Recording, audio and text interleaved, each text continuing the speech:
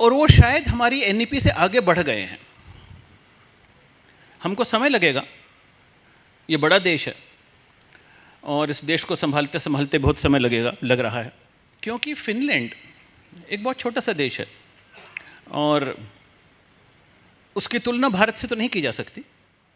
मगर मैंने थोड़ा सा फिनलैंड के बारे में बात करूं, और फिनलैंड के बारे में क्यों बात करूं, क्योंकि फिनलैंड एक बहुत छोटा सा देश है और उसकी तुलना भारत से तो नहीं की जा सकती।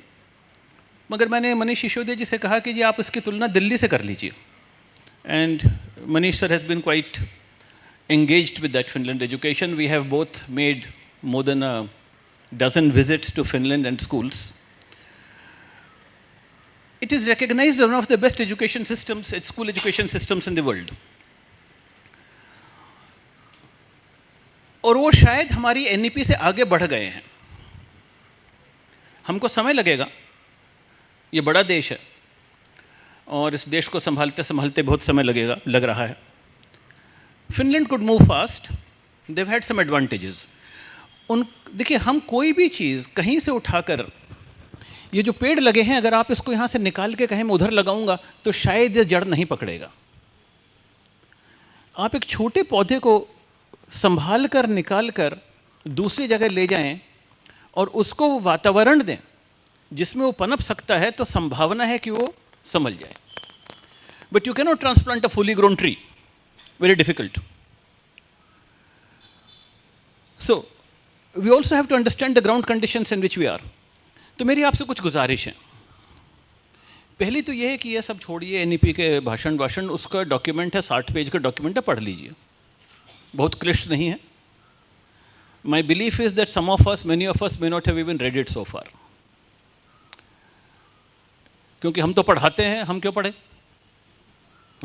टीचर्स का जो समस्या है कि हमें पढ़ाते पढ़ाते इतनी आदत पड़ गई कि हमने पढ़ना बंद कर दिया।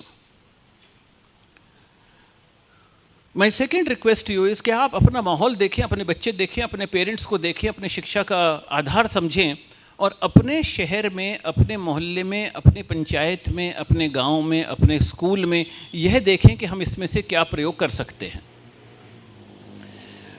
You know, it's like saying that if you are in a village which doesn't have good roads, then it will not help you whether you have a Mercedes or a BMW. All cars will move the same way. So you have to contextualize it. 3, Amit ji ने बिल्कुल ठीक कहा, Kothari commission report से लेकर और NKC तक लगभग 104 committees on education तो मेरी जानकारी में जो बनी है, and I have documented it.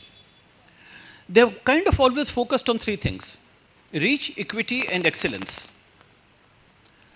और रीच में हम लोग काफ़ी प्रोग्रेस कर चुके हैं। सीमा जी ने भी कुछ आपको डिटेल्स दी। 900 universities, 50,000 colleges, but we have 1.8 million schools. 1.8 million schools, 18 lakh school हैं इस देश में। वस्तुस्थिति क्या है वो एक अलग चीज़ है, मगर हैं। On reach we have been able to do something. Equity is still an issue, still a struggle, but perhaps NEP for the first time, as Amit ji rightly pointed out, is focusing on outcomes and excellence and quality. मगर philosophy को implement करना कठिन काम है। So my second request you is कि सब कुछ मत लेकर चलिए। You don't have to go into all the 4 C's, and we can't do all the 4 C's at the same time. And then there are 7 subsets of those C's which talks about financial technology, fintech, which talks about PR, which talks about media literacy and all that.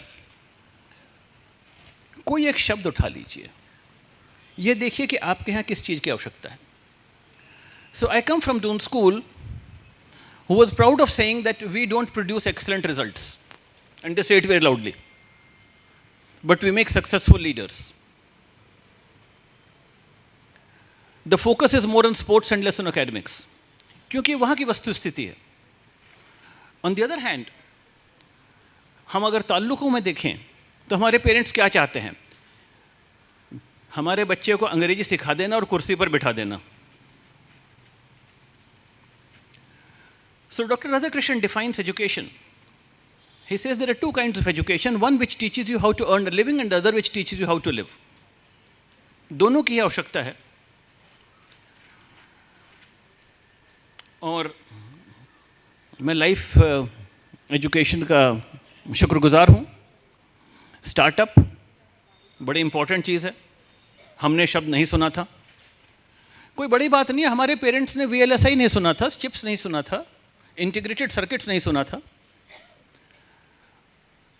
200 साल पहले किसी ने बिजली के बारे में नहीं सुना था, 300 साल पहले पेट्रोल के बारे में नहीं सुना था। That's all right, life keeps changing.